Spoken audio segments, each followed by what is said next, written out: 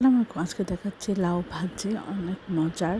আমরা প্রথমে তেলের মধ্যে পেঁয়াজ কাঁচামরিচ দিয়ে একটু ভেজে নিব, নিয়ে আধা চামচ আদা বাটা, আধা চামচ রসুন বাটা দিয়ে আমরা এর মধ্যে কেটে রাখা ইয়েটা লাউ দিয়ে দিচ্ছি, দিয়ে আধা চামচ হলুদ গুঁড়া, আধা চামচ ধনিয়া গুঁড়া, আধা চামচ জিরা গুঁড়া দিয়ে আমরা একটু এখানে লবণ আমি দিয়ে দিচ্ছি, কিন্তু আসলে লবণটা পরে দিলে ভালো, পানিটা কম ওঠে।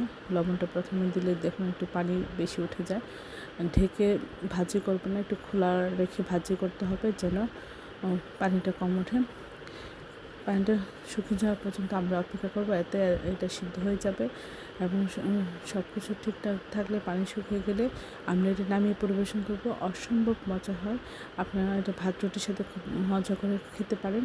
সবাই আমার চ্যানেলটি লাইক করে শেয়ার দেবেন, সাবস্ক্রাইব করবেন এবং প্রিয়জনকে বেশি বেশি করে শেয়ার দেবেন। আর আমার চ্যানেলে সব রকম রান্নার রেসিপি রয়েছে, আশা করি সেগুলি দেখবেন।